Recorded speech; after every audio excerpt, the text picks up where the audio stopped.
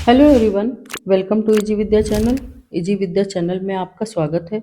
अगर अभी तक आपने इजी विद्या चैनल को सब्सक्राइब नहीं किया तो प्लीज़ सब्सक्राइब कर लीजिए। हिंदी साहित्य में उपन्यासों के लिए सर्वश्रेष्ठ स्थान पाने वाले इला चंद्र जोशी का जीवन परिचय पढ़ेंगे। इला चंद्र जोशी, इनका जन्म 13 दिसंबर 1903 ईस्वी में हुआ था। जन्मभूमि अल्मोड़ा उत्तरांचल और इनकी मृत्यु 1982 ईस्वी में हुई थी।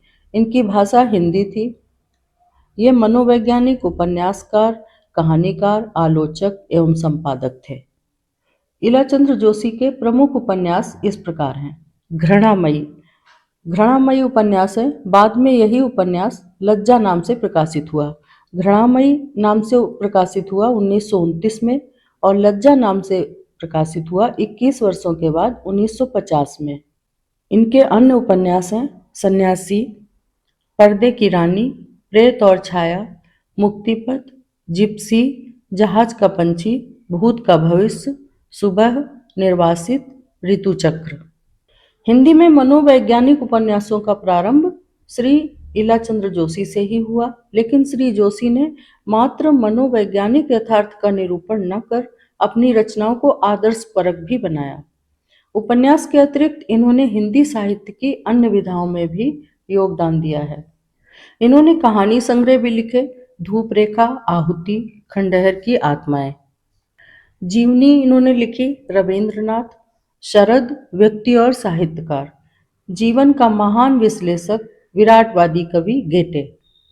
आलोचनात्मक ग्रंथ हैं इनके साहित्य सर्जन, साहित्य चिंतन, विश्लेषण। इन्होंने संपादन का कार्य भी किया। जोशी जी कोलकाता समाचार, चांद, विश्ववाणी, सुधा, सम्मेलन पत्रिका, संगम, धर्मयुद्ध और साहित्यकार जैसे पत्रिकाओं के संपादन से भी जुड़े रहे। इन्होंने बाल साहित्य में भी उल्लेखनीय योगदान दिया। कुछ अनुवाद कार्य भी किए।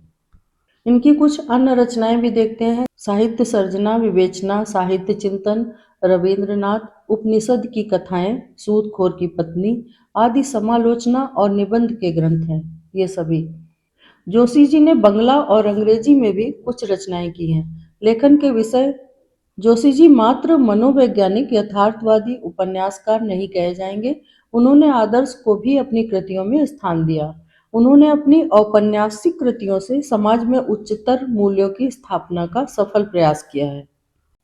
एक बात यह भी है, उनके उपन्यासों में नायक मनुष्य की स्वाभाविक दुर्बलताओं से युक्त होते हैं। भले ही कालक्रम से वे अपने अधिकांश दोषों से मुक्त हो जाते हैं और एक आदर्श व्यक्ति के रूप में हमारे समक्ष प्रकट होते हैं।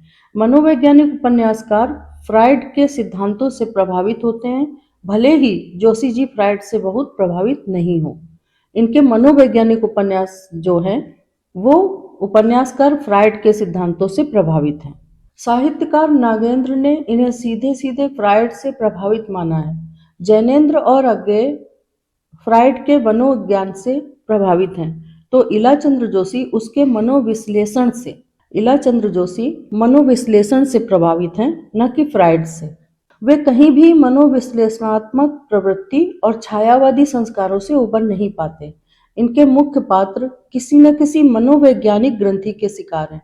जब तक उन्हें ग्रंथि का रहस्य नहीं मालूम होता, तब तक वे अनेक प्रकार के असामाजिक कार्यों में संलग्न रहते हैं। किंतु जिस क्षण उनकी ग्रंथियों का मूलोद्घाटन हो जाता है, उसी क्षण से वे सामान्य स्थिति में पहुंच जाते हैं। हिंदी कथालोचना के इस दौर में जिन लेखकों ने कथा साहित्य के अध्ययन विश्लेषण की गंभीर शुरुआत की, वे पद्मलाल पन्नालाल बख्शी और इलाचंद्र जोशी हैं। इन दोनों ने ही विश्व साहित्य की खिड़की हिंदी उपन्यास के नए निकले आंगन में खोली। दोनों ने ही विश्व और भारत में मुख्यतः बंगला साहित्य के परिप्रेक्ष्य में हिंदी कथा साहित्य के मूल्यांकन की पहल की। आशा करते हैं कि इलाचंद्र जोशी का जीवन परिचय का वीडियो आपको पसंद आया होगा। तो please subscribe easy Vidya channel, like videos, comments below, notification का बटन ऑन कर लीजिए जिससे हमारे नोटिफिकेशन आप तक पहुंचते रहें। धन्यवाद।